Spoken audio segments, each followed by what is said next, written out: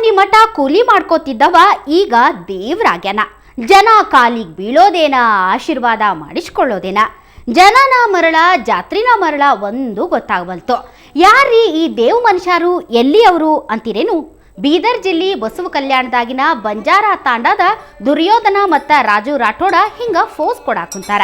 ಹಿಂಗಾಗಿ ಈ ಮಾರಾಟನ ನೋಡಾಕ ಮಂದಿ ಕ್ಯೂನ ನಿಂತಾರ. ಏನಾಗ್ಲಿ, ಈ ಬೆಂಗಳೂರು ಮಂದಿ ಅಂತಾರಲ್ರಿ, ಅವರವರ ಭಾವಕ್ಕ ಅವರವರ ಭಕ್ತಿಗ ಹಂಗಾತು.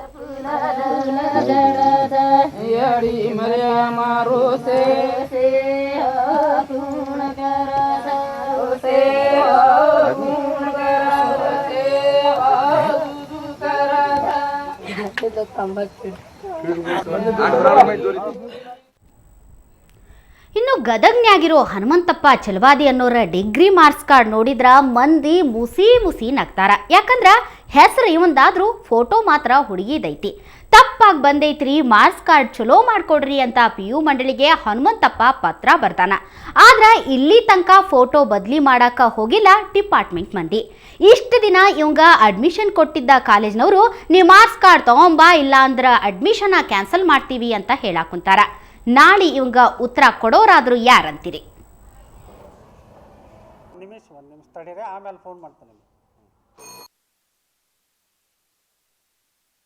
ಲೇಡೀಸ್ ಫೋಟೋ ಬಂದಿದೆ ಸರ್ ಒರಿಜಿನಲ್ ಮಾರ್ಕ್ಸ್ ಕಾರ್ಡ್ನಲ್ಲಿ, ಮತ್ತು ಸಿಗ್ನೇಚರ್ ಕೂಡ ಅವ್ರದ್ದೇ ಇದೆ. ಸಬ್ಜೆಕ್ಟ್ ನಂದು, ಮಾರ್ಕ್ಸ್ ನಂದು, ಹಾಲ್ ಟಿಕೆಟ್ ನಂಬರ್ ಕೂಡ ನಂದೇ ಇದೆ ಸರ್. ಇದನ್ನು ಕೂಡಲೇ ಬೋರ್ಡ್ನವರು ಗಮನಿಸಿ ಇದನ್ನು ಸರಿಪಡಿಸಿಕೊಡ್ಬೇಕು. ಈಗಾಗಲೇ ನಾವು ಅವ್ರ ಅಡ್ಮಿಷನ್ ಅಂತೂ ಜೆರಾಕ್ಸ್ ಕಾಪಿ ಮೇಲೆ ನಾವು ತೊಗೊಂಡ್ಬಿಟ್ಟಿದ್ದೀವಿ.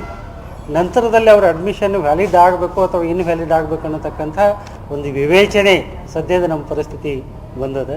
ಅದಕ್ಕಾಗಿ ಈಗಾಗಲೇ ಇದು ಟ್ರೇಸ್ಔಟ್ ಆದದ್ದನ್ನು ಯಾವ ರೀತಿಯಲ್ಲಿ ರೆಕ್ಟಿಫೈ ಮಾಡಿ ಸರಿಪಡಿಸ್ಕೊಳ್ಬೇಕು ಅನ್ನೋಂಥ ವಿಚಾರದೊಳಗೆ ನಾವು ಅದರ ಬಗ್ಗೆ ಚಿಂತನೆ ಮಾಡಲಿಕ್ಕಿದ್ದೀವಿ. ಇನ್ನು ಹಾಸ್ಟೆಲ್ನಾಗ ಚಲೋ ಓದ್ರಪ್ಪ ಅಂದ್ರ ಧಾರವಾಡದ ಗೌರಿಶಂಕರ ಹಾಸ್ಟೆಲ್ ಹುಂಬು ಹುಡುಗರು ಓದೋದ್ ಬಿಟ್ಟು ಹೊಡೆದಾಡ್ಯಾರ. ಹಿಂಗಾಗಿ ಪೊಲೀಸರ ಬಂದು ಜಗಳ ಬಿಡಿಸ್ಯಾರ. ಆದ್ರ ಆನಂದ ಬೆಳಗಲ್ಲಿ ಅನ್ನೋವ ಹಾಸ್ಪಿಟಲ್ನ್ಯಾಗ ಪೊಲೀಸರ ದನ್ನ ಬಡ್ದಾರ ಅಂತ ಹೇಳ್ಯಾನ. ಆದ್ರ ಪೊಲೀಸರು ನಾವೇನು ಮಾಡಿಲ್ರಿ, ಹಾಸ್ಟೆಲ್ನ್ಯಾಗ ಆನಂದ ರೌಡಿಸಂ ಮಾಡ್ತಿದ್ದ ಅಂತ ಸಮಜಾಯಿಷಿ ಕೊಡ್ತಾರ. ಹುಡುಗರು ಪೊಲೀಸರು ಜಗಳಕ್ಕ DC ದರ್ಪಣ್ ಜೈನ ಮತ್ತು ಕಮಿಷನರ್ ರಾಮಚಂದ್ರ ರಾವ್ ತಲೆ ಕೆಡಿಸ್ಕೊಂಡಾರ.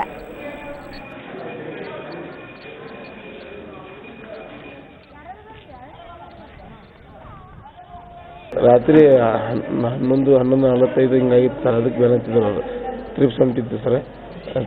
ಏನಾಯ್ತು ಅಂದ್ರೆ ಸರ್, ನಾ ಟ್ರಿಪ್ಸ್ ಹೊಂಟಿದ್ದೆ, ಮುಂದೆ ಬರೋ ಜೀಪ್ನಾರ ಪೊಲೀಸರು ಕೈ ಮಾಡಿದ್ರೆ ನಾನು ನಿಂದಿರಲಿಲ್ಲ. ಅದಕ್ಕೊಂದು 4-5 ಸಲ ಮುಂದೆ ಹೋದ್ಮ್ಯಾಗ ಅವ್ರು ಇದು ಮಾಡಿ. ರೈತರ ನಮ್ಮ ದೇಶದ ಬೆನ್ನೆಲುಬು ಅಂತೀವಿ, ಆದ್ರ ಆ ಬೆನ್ನು ಮುರಿದು ಭಾಳ ದಿನ ಆಗೈತಿ. ಹಂಗೆ ಮಾಡ್ತೀವಿ ಹಿಂಗೆ ಮಾಡ್ತೀವಿ ಅಂತ ರೈತರ ಜೀವ ಹಿಂಡೋದ ಆಗೈತಿ. ಇರೋ ಹೊಲದಾಗ ಮೈ ಬಗ್ಗಿಸಿ ದುಡಿಯೋಮ ಅಂದ್ರ ಅದ್ರ ಮ್ಯಾಗೂ ಕಣ್ಣು.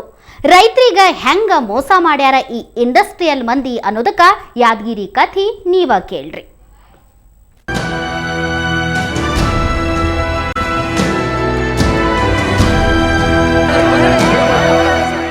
ಶುಗರ್ ಫ್ಯಾಕ್ಟರಿ ಹಾಕ್ತೀವಿ, ಜಾಗ ನೀಡಿದವರಿಗೆ ನೌಕರಿ ಕೊಡ್ತೀವಿ, ಏನೇನೋ ಮಾಡ್ತೀವಿ ಅಂತ ಅಂಗೈಯಾಗ ಅರಮನೆ ತೋರಿಸಿದ ಹೈದರಾಬಾದ್ನ ಕೀರ್ತಿ ಇಂಡಸ್ಟ್ರೀಸ್ ಅನ್ನೋ ಕಂಪನಿ 2006 ಯಾದಗಿರಿಯ ಮುಷ್ಟೂರು ರೈತರಿಂದ 140 ಎಕರೆ ಜಮೀನು ಖರೀದಿ ಮಾಡಿತು.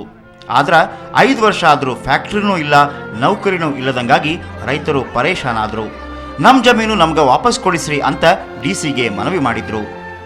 2006ರಲ್ಲಿ ಖರೀದಿಯಾದಂಥ ಜಮೀನು ಇಲ್ಲಿವರೆಗೂ ಸಹಿತ ಅದ್ರ ಒಂದು ಸುಳಿವು ಸಹಿತ ಇಲ್ಲಿರ್ತಕ್ಕಂಥ ರೈತರಿಗೆ ಯಾರೂ ನೀಡಿಲ್ಲ.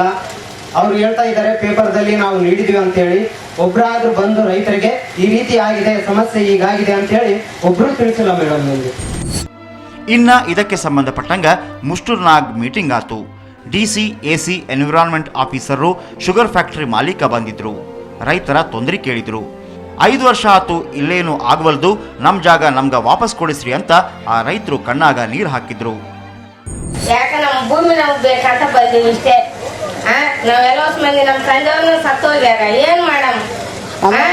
ಬೆಳಿಗ್ಗೆ ಹೊತ್ತು ಬಂದ ನಮ್ಮ ತಾಯಿನ ಸಾಯ್ಲಕ್ಕೈತಲ್ಲ, ಏನ್ ಮಾಡಮ್? ಯಾಕಡೆ ಹೋಗಮ್ ನಾವು? ದುರಂತ ಅಂದ್ರೆ ಕಂಪನಿ ಪರ DCನೇ ವಾದ ಮಂಡಿಸಿದಂಗಾತು. ಈಗ ನಮ್ಮ ಕೈ ಮೀರದ ಫ್ಯಾಕ್ಟ್ರಿ ಸ್ಟಾರ್ಟ್ ಆಗ್ತದ, ನಿಮ್ಗೆಲ್ಲ ನೌಕರಿ ಸಿಗ್ತದ ಅಂತ ಹೇಳಿ DC ಮೇಡಮ್ ಭರವಸೆಯನ್ನು ಕೊಟ್ಟರು.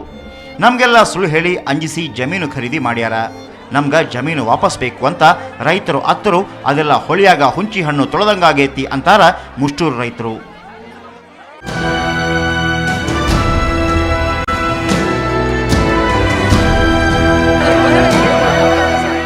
ಆನಂದ್ ಸೌದಿ, ಸುವರ್ಣ ನ್ಯೂಸ್ 24/7 ಯಾದಗಿರ್.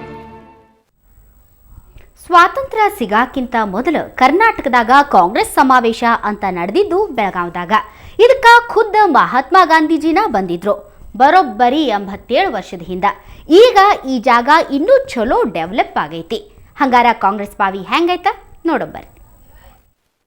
ಸ್ವಾತಂತ್ರ್ಯ ಹೋರಾಟದಾಗ ಬೆಳಗಾವಿ ಜಿಲ್ಲೆ ಮತ್ತು ಬೆಳಗಾವಿ ನಗರ ಭಾಳಷ್ಟು ಮಹತ್ವ ಪಾತ್ರ ವಹಿಸೈತೆ. ಭಾಳಷ್ಟು ಸಾಕ್ಷಿಗಳದಾವೆ ಮತ್ತು ಭಾಳಷ್ಟು ಕುರುಗಳದಾರೆ. ಇಲ್ಲಿ ಅಂತಂದ್ರೆ ಮುಖ್ಯವಾಗಿ ಕಾಂಗ್ರೆಸ್ ಬಾವಿ ಅಂತ ಏನು ಹೇಳ್ತೀವಿ, ಈ ಕಾಂಗ್ರೆಸ್ ಬಾವಿ ಒಳಗಡೆ ಏನು ಗಾಂಧೀಜಿಯವರು ಪ್ರಥಮ ಬಾರಿಗೆ ಒಂದು ಅಧಿವೇಶನದ ಅಧ್ಯಕ್ಷತೆ ವಹಿಸಲು ಅತ್ಯಂತ ಆಗಮಿಸಿದಂಥ ಭಾಳಷ್ಟು ಕಾಂಗ್ರೆಸ್ ಏನೋ ಒಂದು ಸ್ವಾತಂತ್ರ್ಯ ಹೋರಾಟಗಾರರು. ಆ ಹೋರಾಟಗಾರರನ್ನ ಒಂದು ಇದು ಮಾಡಲಿಕ್ಕೆ ಸಂಪಾ ಸರೋವರ್ ಅಂತೇಳಿ ಅವರು ಇರ್ತಕ್ಕಂಥ ಏನು ಎಲ್ಲ ಜನರಿಗೆ ಒಂದು ಅನುಕೂಲ ಆಗಲಿ ಅಂಥೇಳಿ, ಎಲ್ಲ ಜನರ ನೀರಿನ ಅನುಕೂಲ ಆಗಲಿ ಅಂಥೇಳಿ ಒಂದು ಪಂಪಾ ಸರೋವರನ್ನು ಕಟ್ಟಿದ್ರು. ರೈಲ್ವೆ, ಎತ್ತಿನ ಗಾಡಿ, ಚಕ್ಕಡಿ, ಬಂಡಿ ಏನಂದ್ರು ಕುದುರೆಗಳ ಮುಖಾಂತರ, ಕಾಲ್ನಡಿಗೆ ಮುಖಾಂತರ ಭಾಳಷ್ಟು ಜನ ಅವತ್ತಿನ ಕಾಲದಾಗ ಏನು ಬಂದ್ರೆ ಇಲ್ಲಿ 30,000ಕ್ಕೂ ಹೆಚ್ಚು ಜನ ಬಂದ್ರೆ. ಇದೇನು ಏನು ಸ್ಥಳ ಐತಿ, ವಿಜಯನಗರದ ಏನೋ ಒಂದು ಸ್ಥಳ ಐತಿ. ಈ ದಿಬ್ಬದ ಎತ್ತರ ಪ್ರದೇಶ ಮ್ಯಾಗ ಗಾಂಧೀಜಿಯವರು ಕೂತು ಎಲ್ಲ ಒಂದು ಮುಖಂಡರು, ದೇಶದ ಎಲ್ಲ ಮುಖಂಡರು, ಸ್ವಾತಂತ್ರ್ಯ ಹೋರಾಟಗಾರರು ಕುಂತು ಇಲ್ಲಿ ಏನಂತಂದ್ರೆ ಒಂದು 30,000 ಜನ ಏನು ಕಾರ್ಯಕರ್ತರಿಸಿದ್ರು. ಅವ್ರಿಗೆ ಒಂದು ಇದು ಏನಂತಂದ್ರೆ ಸ್ಪೀಚನ್ನು ಕೊಟ್ಟರು, ಏನು ಮಾತನ್ನು ಹೇಳಿದ್ರು, ಒಂದು ಭಾಷಣ ಮಾಡಿದರು.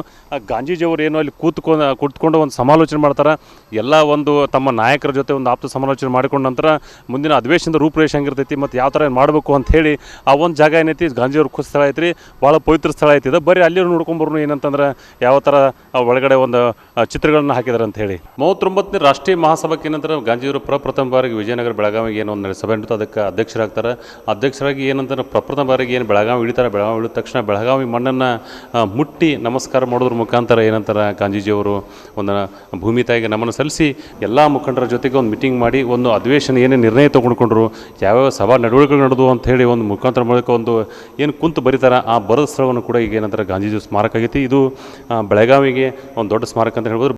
ಇವತ್ತಿನ ದಿವಸನಾಗ ಏನಂತಾರೆ ಕಾಂಗ್ರೆಸ್ ರೋಡ್ ಇರ್ಬೋದು ಮತ್ತು ಈ ಕಾಂಗ್ರೆಸ್ ಬಾವಿ ಏನೋ ಒಂದು ಪವಿತ್ರ ಸ್ಥಳ ಐತಿ. ಒಂದು ಇತಿಹಾಸದನ್ನೇ ಏನಂತಾರೆ ಒಂದು ಕುರುವಾಗೈತಿ. ಮತ್ತು ಭಾಳಷ್ಟು ಜನ ಇಲ್ಲಿ ನೋಡಕ್ಕೆ ಬಂದ ಇದನ್ನು ಎಲ್ಲರೂ ಕೂಡ ಏನಂತಾರೆ ನೋಡಿ ಆ ದಿನಗಳನ್ನು ನೆನೆಸ್ಕೊಳ್ತಾರೆ ರೀ. ಕ್ಯಾಮ್ರಾ ಪರ್ಸನ್ ರವಿ ಜೋಡೆ, ದಿಲೀಪ್ ಸುವರ್ಣ 24/7 ಬೆಳಗಾವಿ ರೀ.